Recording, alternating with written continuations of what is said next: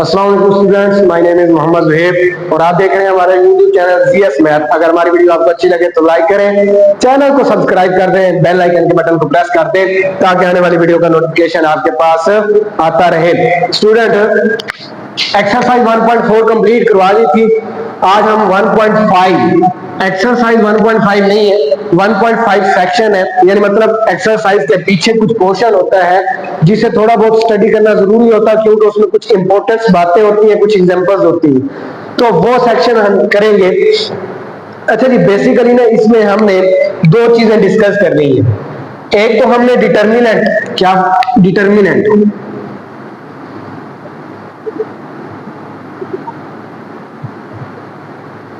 Determinant of matrix, ठीक है।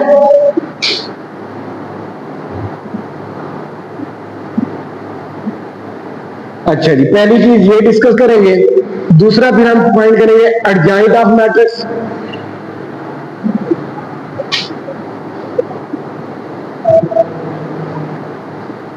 तीसरी चीज जो है इनवर्स ऑफ मैट्रिक्स। ये तीन चीजें इस वीडियो में हमने डिस्कस करनी है विद एग्जांपल। तो डिटर्मिनेंट ऑफ मैट्रिक्स क्या होता है, इसका ओवरव्यू किया है कि आपके पास एक मैट्रिक्स ए होता है।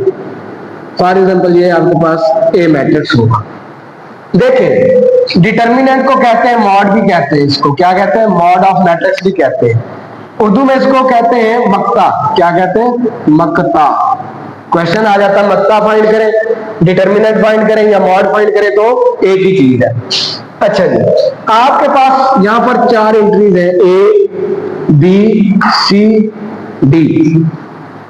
तो आपने क्या करना है, जब डिटर्मिनेंट फाइंड करना है, डिटर्मिनेंट में आपने क्या करना है, इस पहले और इस चौथे को, यानी ये पहला एलिमेंट और ये लास्ट एलिमेंट, फोर्थ एलिमेंट, इनको आपस में कर देना है मल्टीप्लाई, यानी ए मल्टीप्लाई बाई डी। ठीक हो गया। अच्छा जी, फिर क्या करना है, ये सेकंड और थर्ड को आपस में मल्टीप्लाई कर देना, यानी बी मल्टीप्लाई बाई क्या हो जाएगा, सी, और दरमियान में माइनस डाल दो। अच्छा, ये चीज भी है कि जब इसकी सिंबल क्या है, आपने इसको लिखना यू है। ये डिटर्मिनेंट के लिए ये मैट्रिक्स यू होता है, आपने मैट्रिक्स के ये किनारे खत्म कर देने, यहां से भी और यहां से, उसके अंदर लिखेंगे तो ये क्या बन जाएगा, डिटर्मिनेंट बन जाएगा। जब इसको भी सॉल्व करना है, ये तो मैंने ओवरव्यू दे रहा हूं ना, जब इसको भी सॉल्व करना है तो यहाँ पर ये सिंबल यू डलेगी, मतलब कैसे आ जाएगी, ये आपके पास यू आ जाएगी, सीधी लाइन यहां से। ठीक है, तो क्या करना है कि पहले और चौथे को, दूसरे और तीसरे को मल्टीप्लाई करना है और सब्ट्रैक्ट कर देना है, यानी पहले और चौथे को, दूसरे और तीसरे को मल्टीप्लाई करके सब्ट्रैक्ट कर देना है, तो आपके पास जो आंसर आएगा वो डिटर्मिनेंट ऑफ मैट्रिक्स का आंसर कहलाएगा। राइट किस तरह करना है, ये है, ये इसकी सिंबल है, क्या है, सिंबल। ठीक है, मैट्रिक्स को क्या किया हमने, मैट्रिक्स की फॉर्म होती है उसको सीधा लिख दिया इस तरह, तो इस तरह से इसको जाहिर करते हैं। इसके एग्जांपल देखते हैं, उसके बाद अगला जो पोर्शन है वो देखते हैं। एग्जांपल देखते हैं, आपको क्या देता है कि इफ आपके पास एक मैट्रिक्स ए दे रहा है, -5 3 2 4, चले यहां पर एक माइनस है, आपको कहता है फाइंड करें, फाइंड क्या करें, ए। अगर यू भी दे रहे तो फिर भी यही चीज है कि आप डिटर्मिनेंट फाइंड कर रहे हैं, तो सॉल्यूशन में लिखेंगे, solution A determinant is equal to सवालिया निशान, फिर लिखेंगे A determinant is equal to determinant की सिंबल।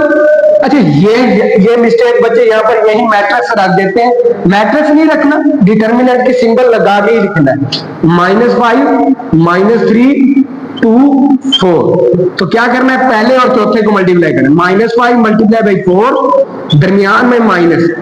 अक्सर बच्चे यहाँ पर माइनस नहीं डालते, प्लस डाल देते, तो फिर गलती हो जाती है। प्लस उस वक्त होता है जब मल्टीप्लाई होगा, ये बाद में चीज आ जाएगी, दूसरे और तीसरे को मल्टीप्लाई करें, यानी -3 मल्टीप्लाई बाई 2, तो 5 को 4 से करेंगे तो 20 आ जाएगा, माइनस प्लस माइनस, ये माइनस वैसे, 3 को 2 से करेंगे तो 6, ये माइनस और ये प्लस, माइनस का 6, ये -20, अब ये माइनस और ये माइनस मिलके प्लस बनेगा। बच्चे डायरेक्ट इसको ही प्लस लिख देते हैं, बाद में ये यहां से सिंबल से बनता है ये प्लस, अदरवाइज यहां पर माइनस ही होता है। क्या होता है? माइनस ही होता है। अच्छा जी, अब इसका आंसर क्या आ जाएगा आपके पास? देखें, दो सिंबल चेंज है तो एलिमेंट को क्या करेंगे? सब्ट्रैक्ट करेंगे। सब्ट्रैक्ट करेंगे तो क्या आ जाएगा? 14 आ जाएगा। बड़ी रकम के साथ क्या है? माइनस है, तो ये माइनस का 14 आ जाएगा। तो ये आपके पास आंसर है। अब यहां से दो चीजें और है, यानी ये आपने क्या कर लिया? फाइंड डिटरमिनेंट कर दिया। अब इसी से दो चीजें और निकलेंगी, एक होगा सिंगुलर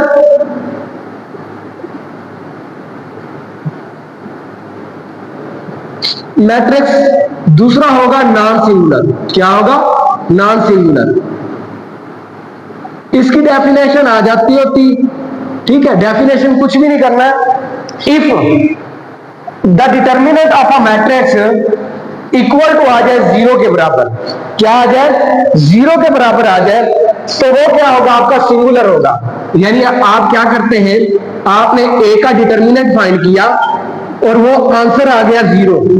अगर आंसर आ जाए 0, डिटरमिनेंट फाइंड करने से आंसर आ जाए 0, तो वो होता है सिंगुलर। क्या होता है? Singular matrix. अगर आंसर ए का डिटरमिनेंट फाइंड किया, आंसर नॉट इक्वल टू 0, 0 से छोटा आ जाए या 0 से बड़ा आ जाए, यानी 0 से छोटा माइनस का 5 आ जाए, 0 से बड़ा 5 आ जाए, लाजमी नहीं है, कोई और चीजें भी आ सकती है। तो यानी अगर ए का डिटरमिनेंट का आंसर 0 के बराबर ना आए, तो वो क्या हो जाएगा? नॉन सिंगुलर होगा। डिटरमिनेंट किस तरह फाइंड करना है, ये आपको मैंने बताया। फिर इस चीजें से दो चीजें निकलती हैं, एक singular matrix, non singular matrix. Singular क्या होता है? अगर ए का डिटरमिनेंट आ जाए 0 के बराबर, यानी आप ये सॉल्व करते हैं, आंसर आ जाता है 0, 0 आंसर आ जाए तो वो सिंगुलर होगा। अगर 0 नहीं आता, जैसे यहां पर -14 आया है, तो ये आपका क्या हो जाएगा? नॉन सिंगुलर होगा। अच्छा, ये तो नॉन सिंगुलर है। सिंगुलर की एक एग्जांपल देख लें, 2,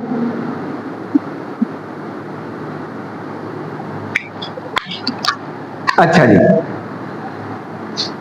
इसको माइनस यहां से सब्ट्रैक्ट कर देते हैं, ये माइनस।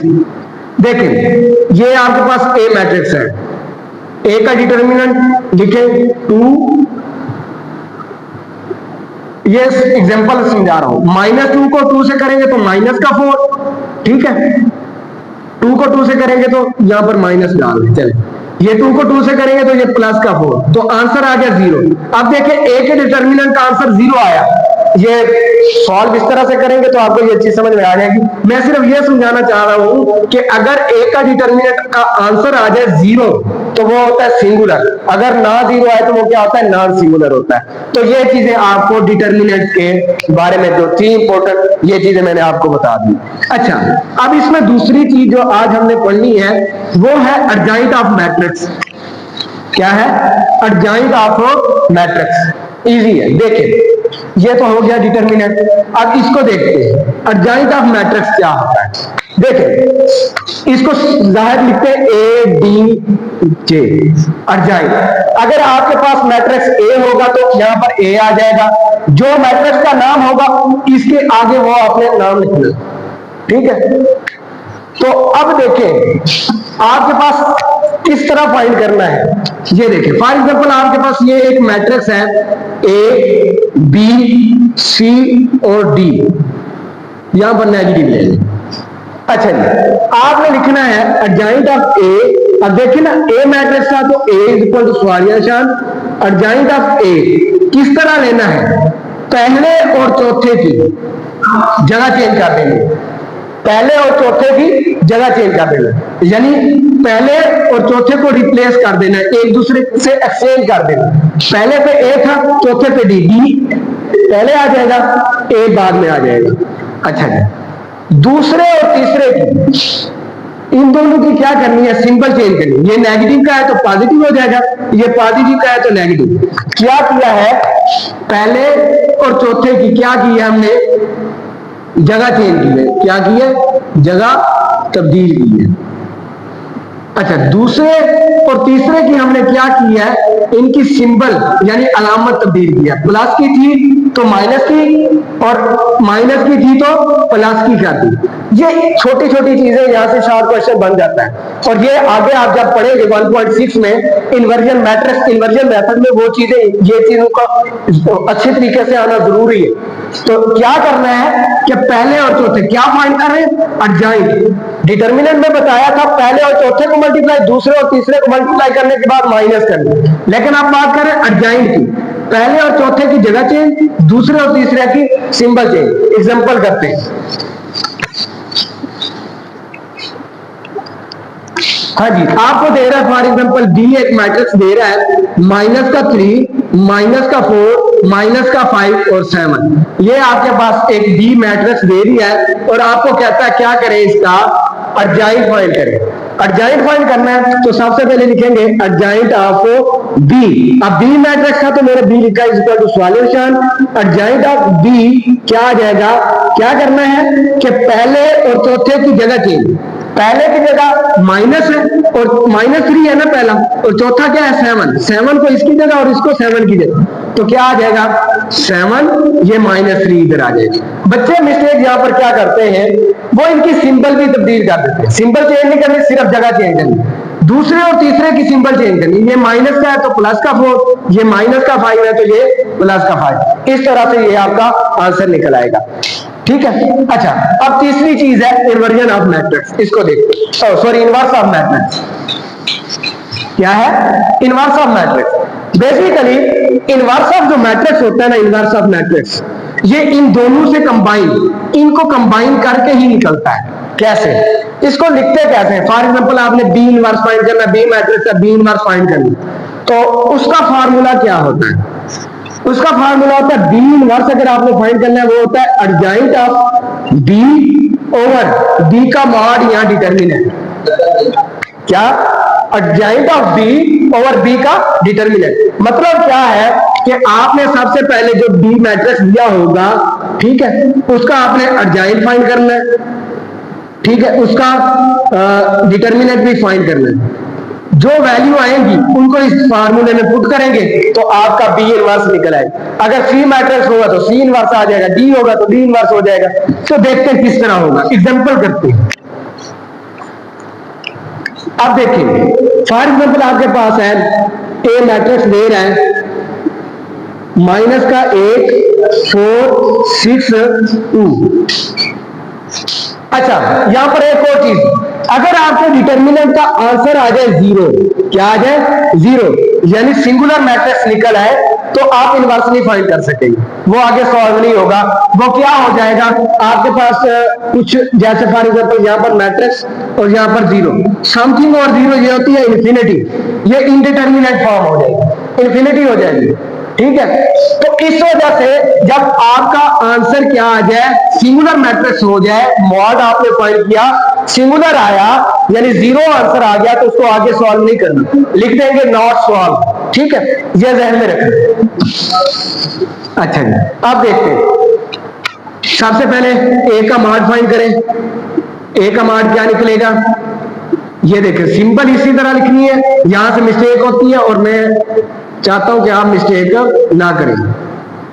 ठीक है, अब देखें क्या करेंगे, पहले और चौथे को मल्टीप्लाई, -1 मल्टीप्लाई बाई 2, दरमियान में माइनस फार्मूले वाले, दूसरे और तीसरे को मल्टीप्लाई, यानी 4 मल्टीप्लाई बाई 6, तो इधर सॉल्व, ये क्या बन जाएगा -16, 6 को 4 से करेंगे तो 24, यहां से ये माइनस आ जाएगा, तो ये क्या आ जाएगा 24 और -16 करेंगे तो ये क्या बन जाएगा, -40 बन जाएगा। क्या बन जाएगा, -40। देखिए नॉट इक्वल टू 0, 0 के बराबर नहीं है, 0 के बराबर ये नहीं है, इस वजह से हम इसका इनवर्स फाइंड कर सकते हैं। अगर ये 0 के बराबर आ जाता तो इनवर्स फाइंड नहीं होता। अच्छा, अब इनवर्स फाइंड करते हैं। अब A inverse, sorry adjoint of A find करेंगे आप, वो क्या आ जाएगा, डायरेक्ट कर रहा हूं, आपने वैसे लिखना है एडजॉइंट ऑफ ए स्क्वायर अनुसार। फिर देखिए पहले और चौथे की जगह चेंज करनी है, 2 -1, दूसरे और तीसरे की अलामत है -4 -6, ठीक है। अब ये देखिए, अब आपने लिखना है A inverse is equal to निशान, ए इनवर्स इज इक्वल क्या आ जाएगा, अर्जाइन ए ओवर ए का मॉड। तो अर्जाइन आंसर ये आया, क्या आंसर आया ये, 2 माइनस 4 माइनस 6 माइनस का 8 डिवाइडेड बाय ए के मॉड का आंसर ये निकला है माइनस का 40। इसको यूं लिख लें 1 ओवर 40 इंटू ये सारा मैट्रिक्स 2 माइनस 4 माइनस 6 माइनस 8। तो ये आपका आंसर निकलाएगा, क्या निकलाएगा, आंसर निकलेगा ये। देखें क्या किया, कुछ भी नहीं किया, इसमें 3 स्टेप आपने फॉलो कर रहे हैं। मैं दोबारा 3 स्टेप लिख देता हूं। देखें जब भी ए इनवर्स फाइंड करना है या कोई मैट्रिक्स का इनवर्स फाइंड करना है तो आपने पहला स्टेप क्या करना है, उस मैट्रिक्स का डिटर्मिनेंट फाइंड करना है। ठीक है, फर्स्ट ये करना है नंबर 1 पे। नंबर 2 पे आपने क्या करना है, उसका अर्जाइन फाइंड करना है। नंबर 3 पे आपने क्या करना है, ये फार्मूला लगाना है। अब ए इनवर्स फाइंड कर रहे हैं, A inverse is equal to adjoint of A over A का मान। ये फार्मूला लगा के आपने ये जो वैल्यू आएगी ये वैल्यू आएगी, इसको पुट करना है और आंसर निकल आएगा। तो सिमिलरली मैंने भी यही काम किया। तो इस तरह से आपको ये 3 चीजें मैंने इसलिए एक्सप्लेन की है क्योंकि इनका आगे बहुत ज्यादा काम है। ये लॉन्ग क्वेश्चन बन जाता है, सॉल्व करें मैट्रिक्स इन्वर्जन मेथड में, तो उसमें ए इनवर्स भी आएगा, डिटर्मिनेंट भी आएगा, अर्जाइंट भी आएगा।